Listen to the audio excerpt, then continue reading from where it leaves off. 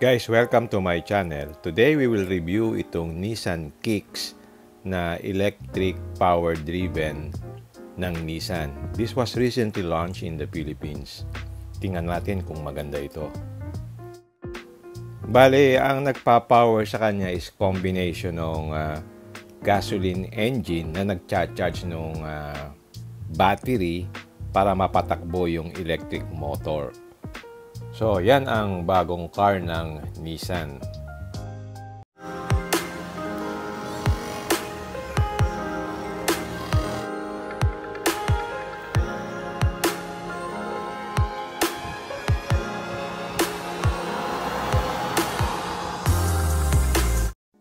Okay, let's check the pricing. They come in 3 variants.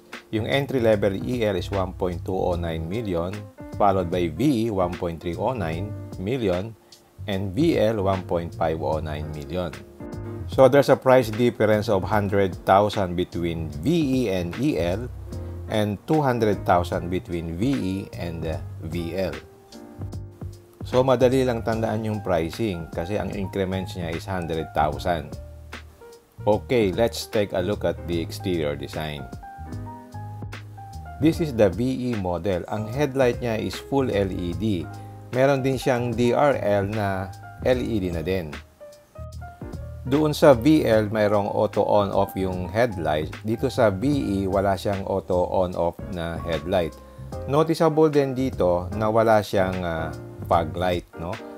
Sa VL, meron siyang fog light. The front is actually nice with the grille that is colored black with double motion grille. The side mirror is body colored with turn signals and auto fold function. So meron din siyang automatic adjustment.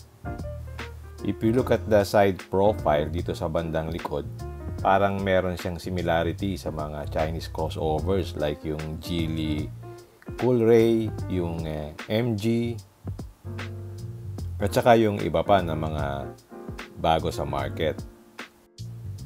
And then meron na din siyang roof rail na colored silver.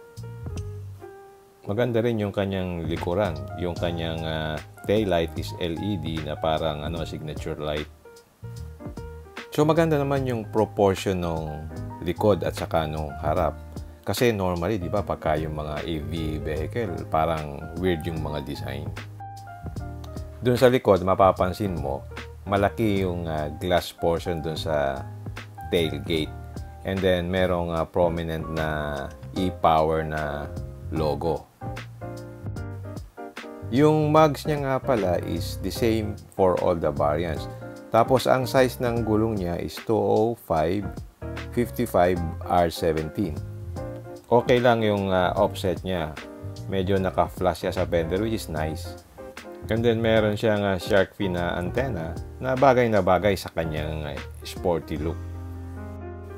Yung suspension niya sa harap ay strut type. Yung sa likod naman is torsion beam with stabilizer. Okay, check naman natin yung interior. Yung interior niya is basic lang yung design, malinis. Pero meron namang mga basic na features. Ang dashboard niya, simple lang. Meron siyang similarity sa Nissan Terra saka dun sa Nissan Almera. Hindi ko lang gusto yung aircon vent na bilog. Parang hindi siya bagay. Pero yung kanyang basic din lang. Yung kanyang mga switches dito sa mga doors. Tapos plastic din yung nasa panel niya. Tapos may switch dito sa adjustment ng headlight saka yung sa traction control. Dito naman sa baba, nandyan yung pag-open ng hood. Basic, meron siyang Type A saka Type C na USB. And then meron siyang automatic parking brake at saka auto hold. Tapos may start-stop button na rin siya. Dahil electric siya, automatic single speed gear reduction lang siya. Ito naman sa center console, parang merong compartment siya. And then dito pag binuksan mo, merong kaling lalagyan dito. Pero maliit lang siya. Dito sa headliner naman nakalagay yung control ng interior cabin lights. Pero wala siyang lalagyan ng sunglasses. Ito naman yung cabin light dito sa rear area. Check natin tong visor. Dito sa driver side, meron siyang vanity mirror. Dito sa passenger side, meron ding vanity mirror. Overall, parang roomy yung feeling mo sa loob kasi mataas yung design ng bubong. And then, meron ka ding aircon vent dito sa likod. Tapos, ang seats niya made of fabric. Kasi VE model to. Yung VL, leather seat yan. Yung legroom niya is maganda naman. Tapos, yung upuan sa likod, maganda yung angle. So, meron siyang thigh support. So, that's good for mga long drive. Particular kasi ako sa mga thigh support eh. Pag maganda yung thigh support, ibig sabihin masarap yan sakyan. Check naman natin yung trunk space. Yan ang itsura ng trunk niya dito sa likod. So, average size lang. Kasyang-kasya 2 o 3 maleta. And then, pag ibinaba mo yung second row seat, mas malaking space ang magkakaroon ka. Okay, check naman natin yung reserba niya, saka yung mga tools kung saan siya nakalagay. Na-surprise lang ako, nung binuksan namin ito, wala siyang reserba. Ang pumalit, meron siyang parang puncture kit. Ito yung parang tire repair kit na ginagamit mo kapag na-flat ka. Ito meron siyang parang liquid portion. Ito siguro yung glue. And then nandito naman yung yung kanyang air compressor na pump na maliit. So itong parang glue na to, ito yung magsisil dun sa butas. So papadaanin mo siya dun sa pito. So ang procedure niya dito, maglalagay ka ng glue, no?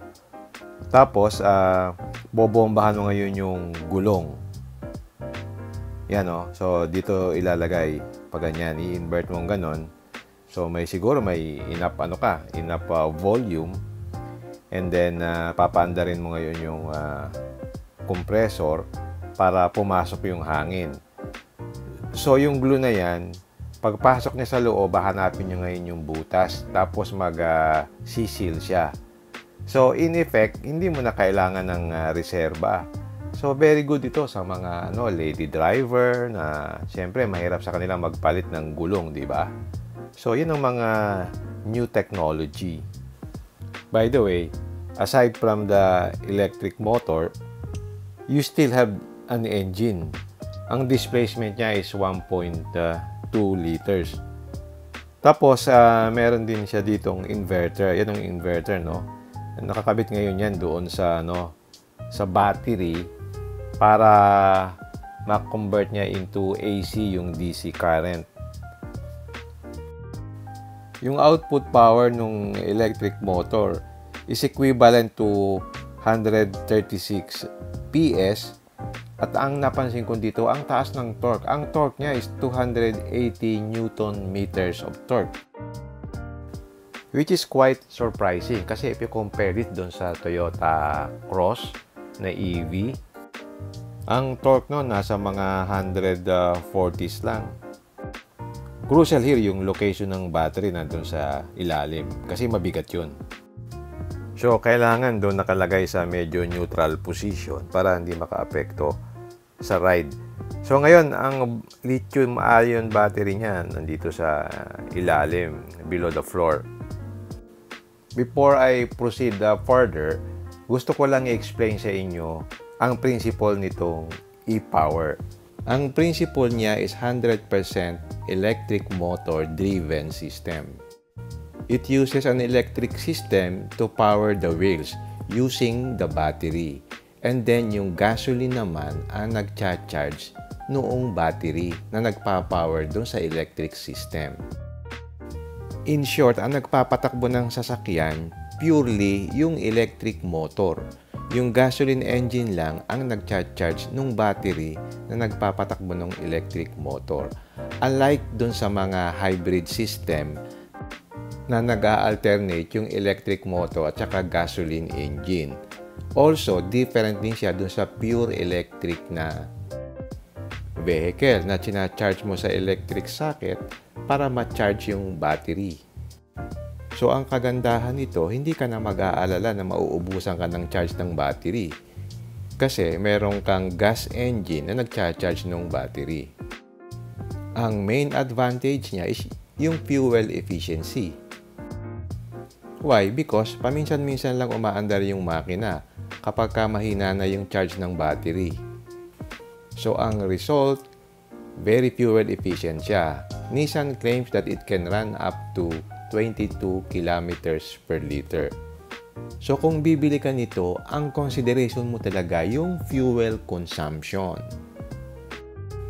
Lalo na ngayon ang mahal ng gasolina, so this is a very good alternative. Okay, isa-isahin natin ang components. Meron siyang 5 major components.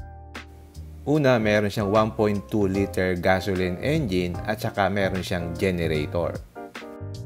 Pangatlo, meron siyang electric motor. Pang-apat, meron siyang inverter.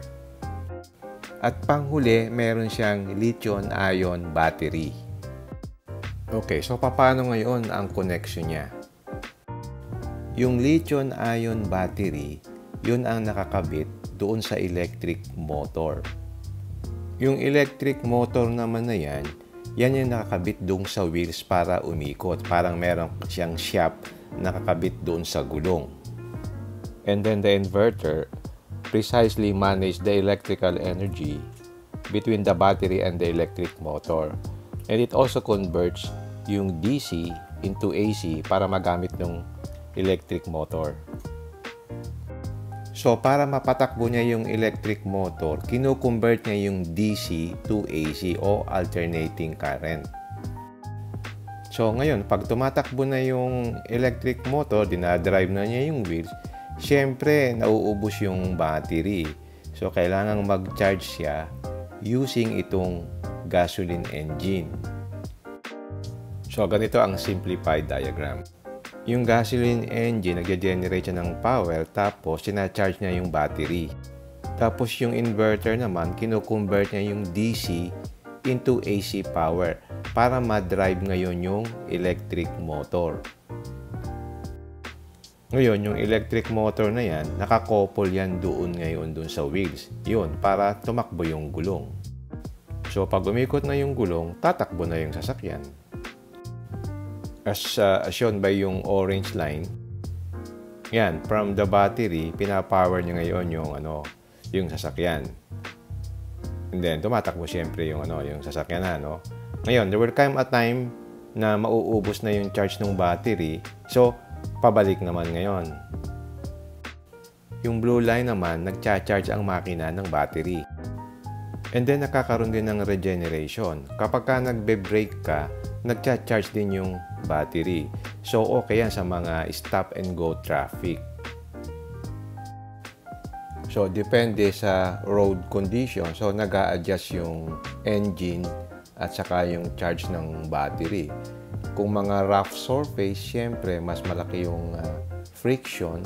So, nag-a-automatic yung adjustment niya. So, at different road conditions. Just imagine, at 45 liters tank capacity, pag tumakbo siya ng 20 kilometers per liter, you can run up to 900 kilometers sa isang full tank. Ang take ko dito, if you're buying this car, you will not look for the extra features. What will you look for is really for the fuel efficiency. Pero even at this level, marami na rin siyang mga extra features. For example, yung VL, meron siyang intelligent around view mirror. Pero yung VE, wala siya nun. Meron naman siyang intelligent forward collision warning, yung intelligent emergency braking, at saka yung driver attention alert. And meron din siyang hill start assist, at saka yung e-pedal step. And then meron din siyang eco mode at saka yung sports mode. Of course, all power na rin yung windows, tapos may push button start-stop na rin. And meron din siyang cruise control at yung kanyang air conditioning, single zone lang, hindi yung dual zone. Yun naman kanyang audio, meron siyang 6 speakers doon sa VL and then 4 speakers lang for the VE saka yung EL model. And then pare-pareho lang yung touchscreen display niya. Merong Apple CarPlay at saka yung Android Auto. Merong Bluetooth, hands-free calling, auto streaming. And then meron din siyang Type A saka yung Type C na charging port.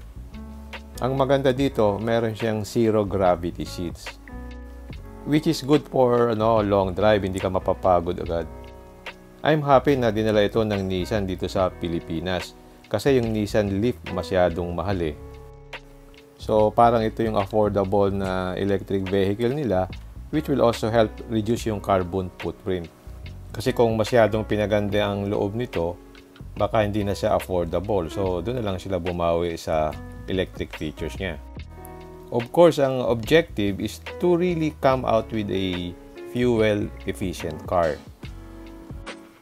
If you will consider this, ang competitor niya sa market today, yung Toyota Cross na hybrid. In terms of physical size, mas malaki yung Toyota Corolla Cross hybrid. Mas mataas siya, mas malapad at saka mas mahaba. In terms of power, mas malakas ito kasi ang output niya is 136 PS and about 280 Newton meters of torque.